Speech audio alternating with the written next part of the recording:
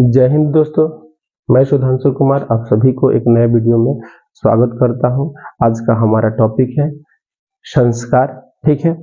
और आज हम हिंदू धर्म के 16 संस्कार के बारे में जानेंगे। उसके बाद हम लोग विवाह पे भी चर्चा करेंगे कि विवाह कितने प्रकार के होते हैं और किसके अनुसार क्या मान्यता है, इस बारे में हम लोग देखेंगे। तो बिना देर करते हुए हम लोग तुरंत अपने टॉपिक पे आ जाए। तो देखिए, हिंदू धर्म में 16 संस्कार होते हैं। गर्भ धारण से लेकर अंतिम क्रिया तक हमारा 16 संस्कार से हमें गुजरना पड़ता है, ठीक है। तो पहला जो संस्कार है वह गर्भ धारण संस्कार है। तो गर्भ धारण संस्कार जब नर और नारी या मेल और फीमेल जब दोनों आपस में मिलते हैं, ठीक है, तो उसको हम लोग गर्भ धारण संस्कार कहते हैं, ठीक है। दूसरा हमारा संस्कार है पुंसवन संस्कार। पुंसवन संस्कार वह संस्कार होता है, ठीक है, जैसे आज के डेट में गोद भराई का रस्म होता है आंगनबाड़ी वगैरह में, वही है पुंसवन संस्कार, ठीक है। तो पुंसवन संस्कार गर्भ की रक्षा, ठीक है, तथा पुत्र की प्राप्ति हेतु किया जाता है। मतलब बच्चा हमारा सुरक्षित रहे और हमें पुत्र की प्राप्ति हो, ठीक है। उसके बाद है सीमांत नयन। सीमांत नयन संस्कार वह संस्कार होता है जिसमें शिशु का मानसिक वृद्धि के लिए हम ईश्वर से प्रार्थना करते हैं और उनकी पूजा अर्चन करते हैं, ठीक है। ये हमारे बच्चा का मानसिक विकार अच्छा हो, ठीक है, वो मानसिक रूप से स्वस्थ हो। चौथा हमारा जो संस्कार है जात कर्म संस्कार है। जात इसके ऊपर वाले जो तीनों संस्कार थे वह गर्भ धारण में थे। जब बच्चा माँ के पेट में रहता था तो वह तीनों संस्कार होता था, ठीक है। उसके बाद बच्चा जन्म लेता है। जन्म लेने के बाद एक संस्कार होता है जात कर्म संस्कार। जात कर्म संस्कार में पिता अपने पुत्र को आशीर्वाद देता है, ठीक है, तथा शहद को चटाता है, ठीक है। पिता अपने पुत्र या पुत्री जो भी हो संतान होते हैं उनको आशीर्वाद देते हैं और शहद चटाते हैं, ठीक है। चौथा संस्कार जो भी है उसका नाम है नामकरण संस्कार। चौथा संस्कार का नाम क्या है? नामकरण संस्कार। यानी कि अर्थात सारे पुरोहित को बुलाकर और बच्चे का नामकरण किया जाता है कि बच्चे का क्या नाम रखा जाए। मंत्र का उच्चारण होता है, बहुत पूजा पाठ होता है, ठीक है। उसके बाद छठा जो संस्कार है वह निष्क्रमण संस्कार है। निष्क्रमण संस्कार का मतलब जब छोटा बच्चा घर से बाहर निकलता है, जब बच्चा जन्म लेता है तो इन्फेक्शन के लिए बच्चे को एक ही घर में रखा जाता है, ठीक है। एक ही घर में रखने के बाद जब उसको बाहर जब निकाला जाता है बाबू को, तो उसके को कौन सा संस्कार कहा जाता है? निष्क्रमण संस्कार कहा जाता है। या आप लोग देखते होंगे सतीसा वगैरह में बच्चा पड़ जाता है तो वह संस्कार होता है निष्क्रमण संस्कार, ठीक है। वह चाहे उसके मामा के द्वारा हो या पिताजी के द्वारा हो, जिसके द्वारा हो, ठीक है। उसके बाद सातवां जो है अन्नप्राशन होता है। अन्नप्राशन संस्कार वह संस्कार होता है जिसमें बच्चे 6 माह का हो जाता है और उसको अन्न के खिलाया जाता है, ठीक है, अन्न का स्वाद दिया जाता है। अन्नप्राशन के पहले किसी भी हालत में बच्चे को कोई भी चीज नहीं दिया जाता है, पानी तक नहीं दिया जाता है। वह केवल और केवल डॉक्टर की सलाह भी है कि माँ का ही दूध सेवन करेगा। अन्नप्राशन 6 माह का जब हो जाता है बाबू, तो उसको क्या किया जाता है? अन्नप्राशन संस्कार किया जाता है। आंगनबाड़ी में भी होता है, आप देखे होंगे। उसमें कई प्रकार के व्यंजन बना के जो भी छोटा बच्चा होता है, बेबी होता है, उसको थोड़ा थोड़ा सा उसको चखाया जाता है। आठवां जो हमारा संस्कार है वह चूड़ा कर्म या मुंडन संस्कार। मुंडन संस्कार यानी कि केस का मुंडन कराया जाता है। केस का मुंडन कराने के बाद एक अगला संस्कार होता है जिसका कर्ण भेद यानी कि कान का छेदना। आजकल जितना नया बाबू लोग कान का छेदवा के घूम रहे हैं, ठीक है, वह कोई गलत नहीं है, वो हमारे संस्कार में ही निहित है, ठीक है। पुरुष को भी कान छेदाया जाता था, तो आजकल पुनः यह फैशन के तौर पे आ गया है। उसके बाद कर्ण छेदाकर विद्या प्रारंभ किया जाता है, यानी अक्षर ज्ञान कराया जाता है। वो घर में ही होता है, घर में ही। जो भी हमारी माता है, आप भी जानते हो कि हमारी जो पहली गुरु कौन है? तो हमारी माँ है, ठीक है। वही हमको सब कुछ सिखाई है, चलना फिरना। आपको भी सबकी माँ पहली उनकी गुरु होती है, आप ध्यान रखिएगा, ठीक है। 11वां जो संस्कार है वह उपनयन संस्कार है। उपनयन संस्कार में को हम यज्ञोपवित्र संस्कार या जनेऊ धारण कराया जाता है, ठीक है। और अब बाबू क्या करेगा, बाहर जाएगा शिक्षा ग्रहण करने के लिए, गुरुकुल में जाएगा और गुरुकुल में जाकर शिक्षा ग्रहण करेगा। उसके बाद शिक्षा ग्रहण करने के बाद अब हाई लेवल में आएगा तो वेद प्रारंभ, अब वेद का ज्ञान वह अर्जित करना शुरू करेगा कि वेद का ज्ञान कैसे किया जाए, या अपने गुरु से पूछता है और गुरु के समीप बैठकर उसका ज्ञान लेता है। उसके बाद समावर्तन, समावर्तन संस्कार, यह संस्कार होता है जब हमारा शिक्षा दीक्षा समाप्त हो जाता है यानी पूर्ण हो जाता है, ठीक है, तो हम अपने घर के लिए जाते हैं, तो उस समय भी एक संस्कार होता है जिसका समावर्तन संस्कार के नाम से जानते हैं। इसके बाद बच्चा आता है और अपने कर्म में लग जाता है। उसके बाद उसकी 25 वर्ष की आयु में विवाह होता है, ठीक है, और उसी दौरान उसी को हम विवाह संस्कार के नाम से भी जानते हैं। और यहीं से मनुष्य गृहस्थ आश्रम में प्रवेश करता है। गृहस्थ आश्रम में वह 50 साल तक रहता है। उसके बाद एक नया संस्कार होता है, वानप्रस्थ संस्कार। वानप्रस्थ संस्कार में 50 वर्ष की आयु में उसे वन को प्रस्थान करना पड़ता है, ठीक है, वह यानी कि सारे सुख संपत्ति मोह माया को छोड़कर वह बैराग हो जाए, अपने ईश्वर की तलाश में चले जाए, ठीक है। उसके बाद अंतिम संस्कार है अंत्योष्टि संस्कार। अंत्योष्टि संस्कार में मनुष्य मर जाता है और उसकी अंतिम संस्कार दाह संस्कार जो किया जाता है उसी को हम क्या कहते हैं, अंत्योष्टि संस्कार, ठीक है। ये थे हमारे 16 संस्कार। अब हम चलते हैं कि हमारे जो मनुस्मृति है उसमें 8 प्रकार का विवाह का जिक्र है।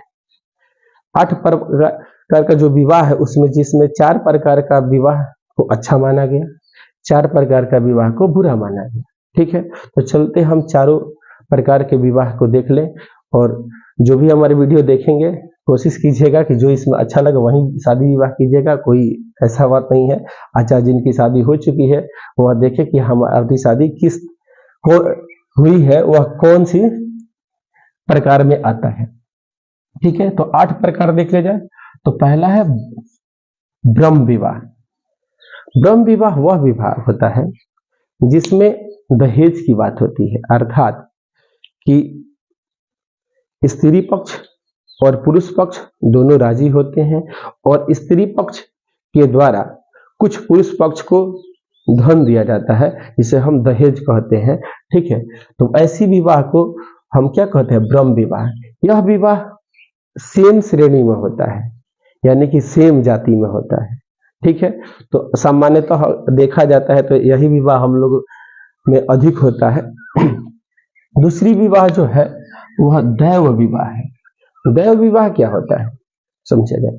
जैसे कोई राजा, आज की डेट में नहीं होता है, जैसे कोई राजा कोई बड़ा यज्ञ कर रहा है तो उस यज्ञ में जो पुरोहित आते हैं और पुरोहित जो यज्ञ को संपन्न करते हैं और उससे राजा खुश होता है और अपनी बेटी को उनको दान दे देता है, ठीक है। तो इस प्रकार की जो विवाह होते हैं उन्हें दैव विवाह कहते हैं। जैसे यज्ञ करता पुरोहित के साथ विवाह, ठीक है, यानी कि जो भी यज्ञ कराए हैं गुरुजन वह अच्छा यज्ञ कराए, उससे राजा खुश होता है और अपनी बेटी से उनकी शादी करा देता है, ठीक है। उसी को हम क्या कहते हैं, दैव विवाह, जो आज के डेट में देखने को या सुनने को नहीं मिलता है। तीसरा पक्ष है, तीसरा है हमारा आर्ष विवाह। आर्ष विवाह वह विवाह होता है जब लड़की यानी कि पिता दहेज लेते हैं। आने वाले समय में ऐसा होने वाला है क्योंकि लड़की लोग का जॉब हो नहीं रहा है, ठीक है, और लड़कियां अच्छी खासी जॉब कर रही हैं, तो मे भी चांस ऐसा बन रहा है कि ऐसी विवाह होना शुरू हो जाए, ठीक है। तो जब लड़के वाले से दहेज लेते हैं और उसके बाद शादी करते हैं, उसी को हम क्या करते हैं, आर्ष विवाह कहते हैं। यहाँ तक किसी को कोई तकलीफ हो तो कमेंट बॉक्स में लिख के भेजिएगा। चौथा जो हमारा संस्कार है, विवाह है, वो हमारा प्रजापत्य विवाह।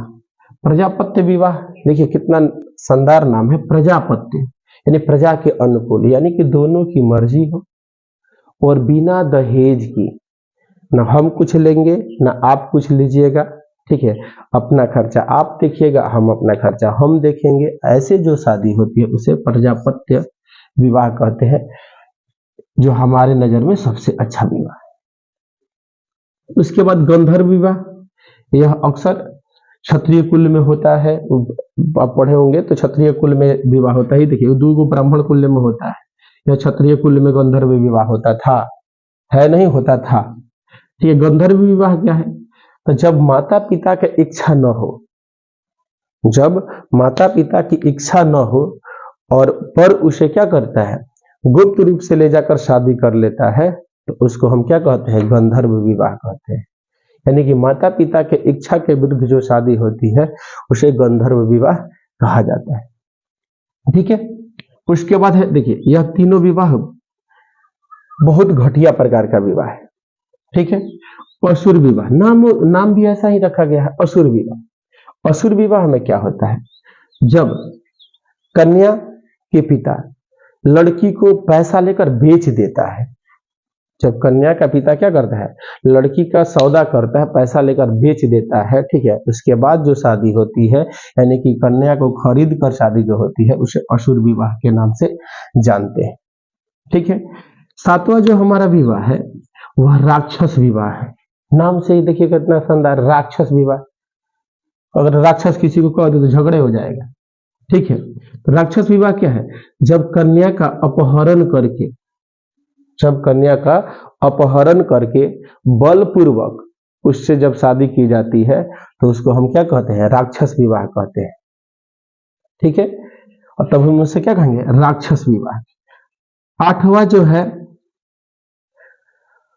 पैचास विवाह। आठवां हमारा क्या है, पैचास विवाह। और पैचास विवाह में क्या होता है, जब लड़की को नशा वगैरह देके, चाहे कुछ खिलाकर या उसकी सोते समय में ही उसको लेकर भाग गए, भाग के उसको शादी कर लिया उसके, ठीक है, तो उसको हम क्या कहते हैं, पैचास विवाह कहते हैं। देखिए लिखा है क्या है, कन्या को भगाकर विवाह किया जाता है, यानी कि कब, जब वह अपनी चेतना की अवस्था में न हो, अर्थात कि या तो वह सोई हो, यानी कि वह शुद्ध बुद्ध में न रहे हो, ठीक है, और उसको हम भगा कर लेके चले गया, उसके बाद शादी कर लिए, तो वह कौन सा विवाह होता है, पैचास विवाह। आप लोग इसका शॉर्ट स्क्रीन ले लीजिए, तब तक फिर से हम दूसरा बात समझाएंगे। हो गया। अब एक आता है अनुलोम विवाह। क्या आता है, अनुलोम, और दूसरा होता है प्रतिलोम। छूट गया था, इसको नहीं लिखे थे, अनुलोम और प्रतिलोम। अनुलोम विवाह में क्या होता है, ये पेपर में आ जाता है, ठीक है। अनुलोम विवाह में उच्च वर्ग की पुरुष निम्न वर्ग की महिला से जब शादी करता है तो उसे हम क्या कहते हैं, अनुलोम विवाह कहते हैं, ठीक है।